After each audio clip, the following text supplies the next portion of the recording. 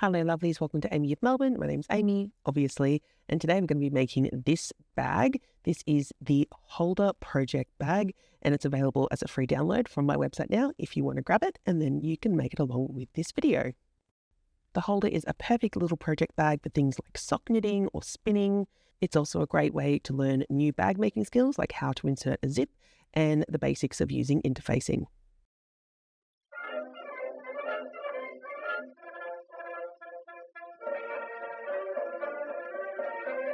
Before you get started on the actual bag, it's a good idea to go to my website and grab the pattern. You don't have to use the pattern. You can also use the cut list that's on the blog, but you can use the pattern. Just so you know, these little zipper tabs are actually exactly the same size as these cutouts from the main body. So you don't actually have to cut out extra pieces. You can simply use these extra little bits that you cut off from the bottom of the bag.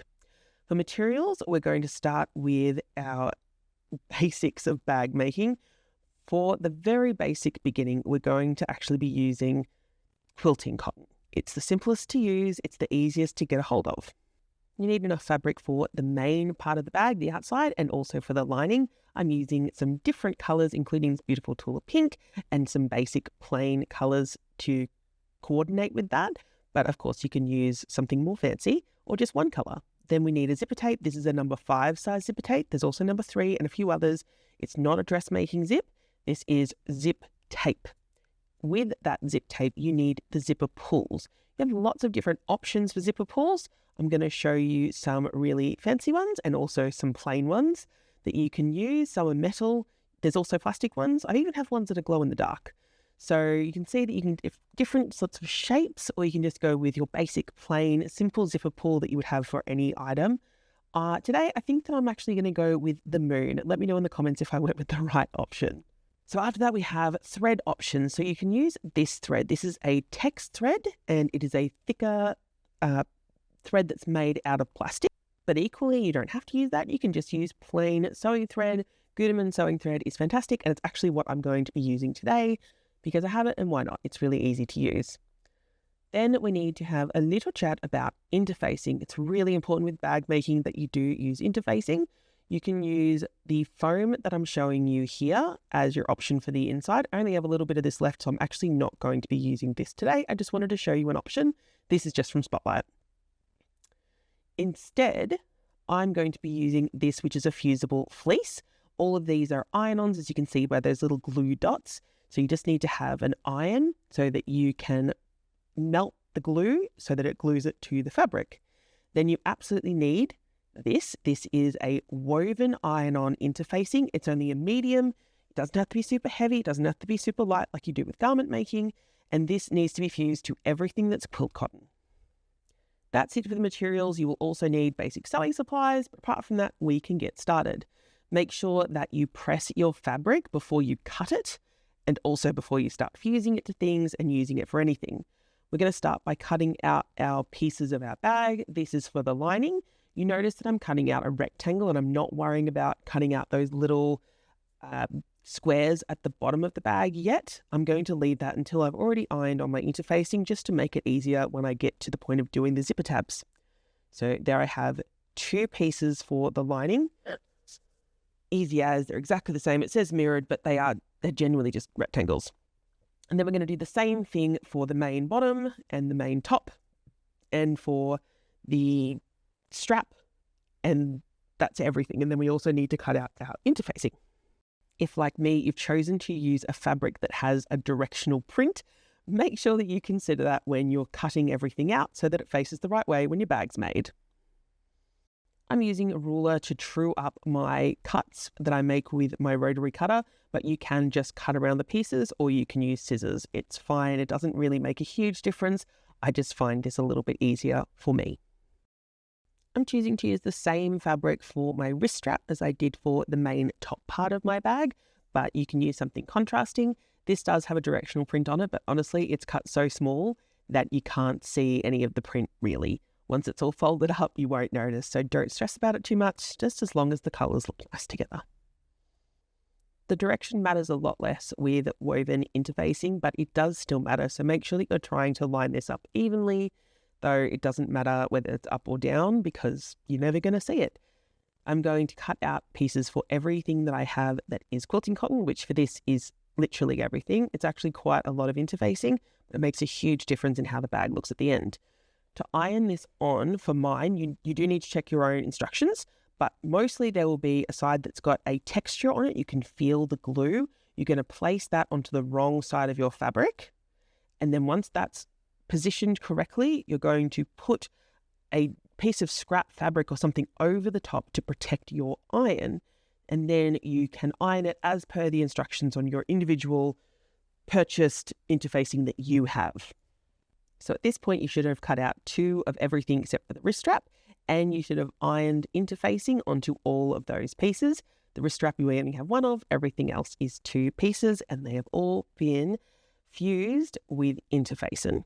Now we're going to move on to adding our fusible fleece or foam, depending on what you're able to get. Again, it has these dots of glue on the back you can see, and that is what we're going to melt and glue onto our fabric. If you're unable to get this or you found it too confusing, don't stress about it. You don't absolutely have to include this, but it definitely makes a difference in how nice the bag looks at the end. We're going to cut this out the same as everything else. It's just our rectangles, just trying to make the most of the fleecy fabric. This one especially, you don't have to worry about which direction. You can do it on an angle, it doesn't matter at all because it's just fusible fleece. It doesn't have a warp and a weft. It's a felted material. This is going to be fused onto the fusible interfacing that we've already put on. So it's sort of like an interfacing sandwich in here. And that's what it looks like when it's all done. All of a sudden, it's got a little bit more heft to it. It's a little bit thicker. It's something to look out for when it's going through your machine. But I used a standard foot with a standard needle for this project, and it worked out fine. At this point, you can cut off these little squares at the bottom of the lining and the main part of the bag. You can save these and use these for the zipper tabs if you'd like to. You can do contrasting ones, just the lining, just the outer. Totally up to you. It's one of the places where you can be the most creative and use what you'd like to. Or you can use completely different fabric altogether and just cut out those little squares. I'm only using the fabric from my main, which doesn't have the fleece on it. I would suggest that if you were planning on using the lining, that you cut these off before you add the fleece. Otherwise, they get very thick and it'll be hard to use them for the zipper tabs that they can be used for. Speaking of the zip, it's now time to cut our zipper tape, 31 centimeters or 12 inches, depending on where in the world you live. Make sure when you cut this that you don't use your best scissors because it will blunt them, and also that you don't cut through your tape when you measure, because that's really annoying when that happens. Once you've cut it, then you can add your zipper pull. This can be a little bit tricky. There are some different ways to do it, but all I do is separate the tape a little bit at the end. Then I take the pointed end of the zipper pull and you put it onto one side, making sure that you're feeding through the actual tape section, not just the teeth. The other side is the trickier one. The trickiest part of that is not getting the teeth in necessarily, but getting the tape into that smaller section on the side there. You can see just underneath my fingers. It's also quite hard to film this. Once you've got that put in and it's fairly even between the 2 different teeth, then you can pull that zipper pull down and that's it. It's already in there. That's basically the whole thing done. You can choose to sew each end closed just to make sure the zipper pull doesn't come off. I didn't bother this time, but I have done that in the past. It's very helpful, but you do need to stop it from fraying. So get a lighter and very quickly and gently just melt the very end of the zipper tape. Because it's polyester, it will melt rather than burn, and then all that fraying will stop. Now we're going to work on our little zipper tabs. For all 4 of these, you need to fold down one edge about 1 centimeter, a little bit less, and then you're going to press that really, really well. Once you have pressed each of those, then you can place them right sides together, wrong sides facing out, with that folded edge matching up at the top. We're then going to go over to the sewing machine and sew around 3 of the edges. I didn't use pins here because they're such small pieces, but if you're unsure, they're not sitting together quite right, then please use pins. I actually made a mistake here. I used a 1/4 of an inch seam allowance. You actually need less than that. So use an 1/8 of an inch seam allowance so that it's easier to put your zipper tape through. I had to fight the zipper tape to get it in there. I did. It technically matched up perfectly, but it was annoying. Don't do that to yourselves. Just do it at an 1/8. Once you finish doing that, then you can trim down that seam allowance, get rid of the excess so that it goes around the zipper tape. I'm going to use pinking shears, which just helps with fraying a little bit, but you don't have to use those. Just use normal scissors and just reduce down your seam allowance a little bit. Then you are going to go around all 3 sides, not the last one, which is folded. That one needs to stay as it is. And when you finish doing that, then you can trim off or clip the corners. This makes sure that you can fold it out the other way to a nice square little box. And that's what we're going to do next, is just turn it the right way around. Because we pre-folded those 2 little ends, get something pointy but not sharp to push out the very corners. I have a point turner here. I sell them in my shop. But you can also use a chopstick. And then you're going to put those on the end of your zipper tape. I put them about halfway in so that I have enough of a zipper tab to hold onto. And then you're going to sew all the way around it and then back over the top of the zipper tape again. So here it is going in under the sewing machine. You're just using a regular stitch. It can be helpful to have a stiletto here to help you push the heavy zip through your machine. It should be fine. Pivot at all 4 corners. I start by going over the zipper tape. I do each of the other sides, and then I go back over the zipper tape again before securing with a back stitch.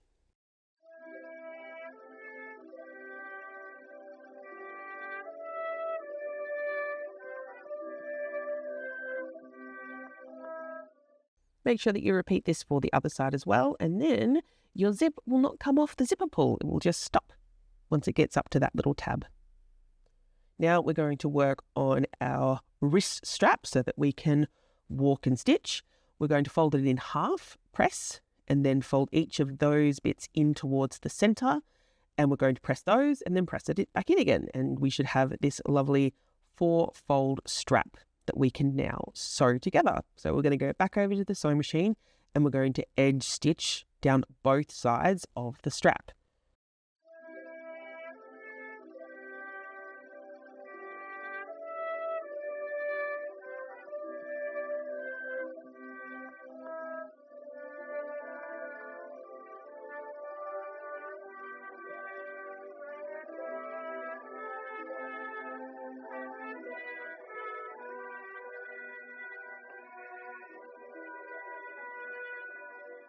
Now to the main body, we need to put together our 2 contrasting panels for the main part of our pattern.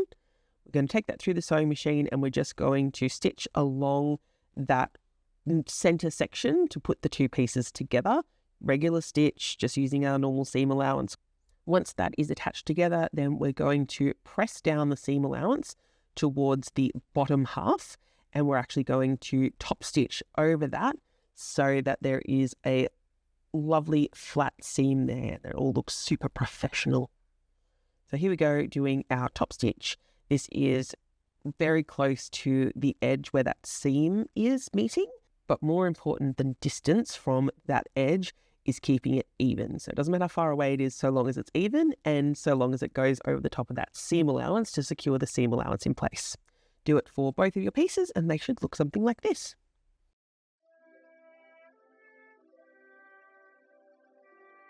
Now we can start actually assembling the bag. We're going to take our zipper tape and our front and our lining, and we're going to find the center of the top of the bag and the center of our zip. And we're going to place the zip right side down onto the main fabric, and we're going to line up that center point and clip it into place. You can choose to baste this here or stitch this down here and then come back and add the lining. I'm going to do them all in one step, but that's me. So now that the zip is down, the wrong side of the zip and the right side of the lining are going to be pinned together. So you've got a little zipper sandwich here. And when you fold it out, it should sit perfectly with the lining and the right side of the fabric not against each other. So we're going to use our zipper foot. Definitely use a zipper foot. You should have one. They come with most sewing machines.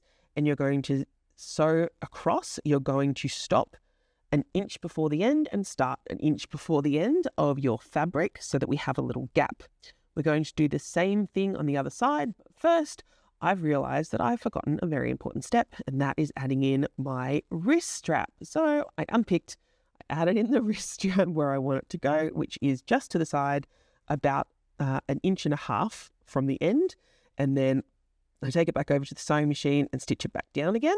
We still need to have an inch on either side that's not stitched, and that will help us finish off the bag at the very end. Once your wrist strap is stitched into place, then we can add the other side of our bag. We're going to place our wrist strap again into place. You can tack this down or baste it in place, and then we're again going to follow the same steps, right side down to right side of tape for the main part of the bag, and then right side of the lining down to the wrong side of the zipper tape. And then you can sew that all together, or you can do it in stages, doing each part. And that should now come together like this. And when you fold it out, you have the right sides out and the lining on the inside, and then all of that fusible interlining things are all hidden inside in between the layers of the lining and the main. So now we're going to place the linings together and the right sides together, and we're going to actually start stitching around the bag. We're again going to leave an inch-ish unsewn on either side of the tape as we go around the zipper tape, and we're also going to leave a gap at the very bottom of the lining side so that we can turn the bag through. It's also a good idea at this point to open the zipper so that you can do that turning through step.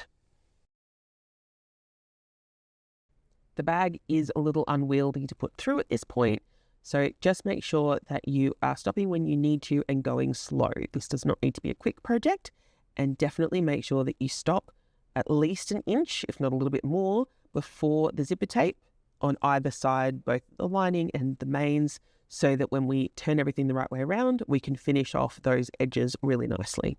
As you can see, there's just that little gap there on either side of our zipper tape.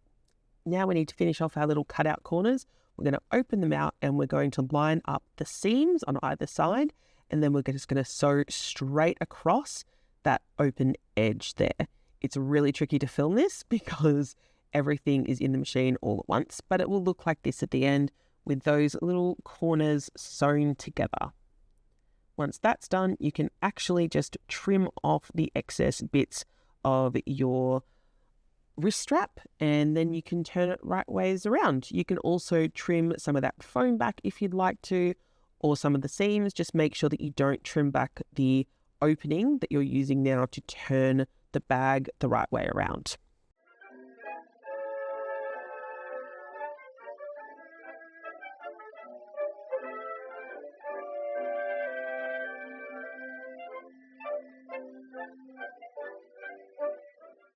The next part of the bag is where it gets a little tricky.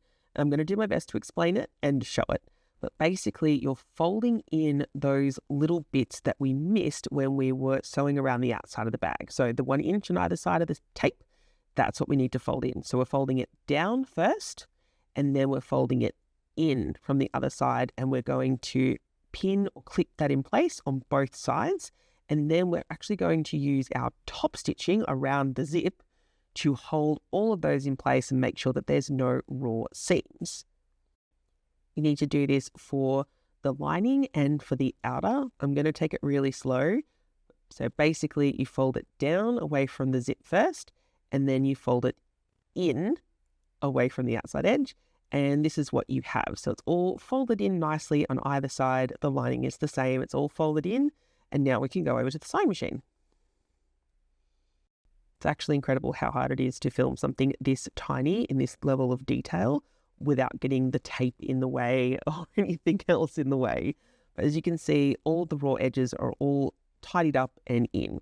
So I'm sorry about the camera focus. It keeps wanting to focus on the stop start button, but we're going to use our zipper foot to edge stitch or top stitch all the way around the top of the bag. When we get to that little turn in that we just did, then we're going to stop and we're going to pivot. So I'm moving the zipper tape out of the way so that you can see we're almost there.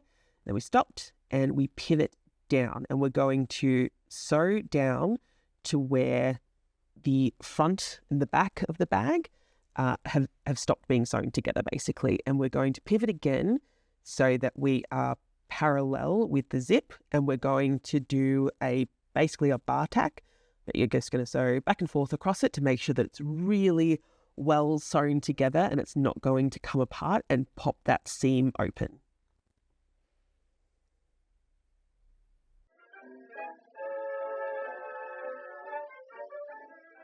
Once you've finished tacking that part down, pivot again. You're going to come back up to the zipper tape, sew back up to there, which is enclosing all of those folds that we just did. And then you're going to continue to edge stitch around where the zipper is, or top stitch. I'm using a stiletto here just to help hold everything in place without getting my fingers caught underneath. I'm really sorry about the focus of the camera. It just really wanted to focus on the stop-start button. I don't know why. It's also important to make sure that those zipper tabs are pulled out of the way before you do this. I also did a couple of extra stitches back and forth across my wrist strap just to make sure that it stayed in place.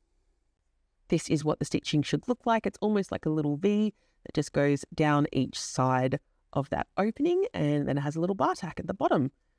And that is actually our final step. We now have our beautiful Holda Project Bag. I hope that you enjoyed making this. If you have, then please tag me on Instagram or send me a picture of it or something. I would love to see it. I think this is such a cute little project bag, and I personally think that it's great for any little hand yarn sort of projects, and it's a fantastic one for starting your bag making journey. If you did enjoy this video, please consider giving it a like and maybe subscribing to my channel. I have new videos all the time and a podcast now as well. You can actually listen to my bag making podcast if you just check the links that I have at the end of the video. Thanks again for watching. I'm going to go make something else. I hope you do too, and I will see you in the next one. Bye.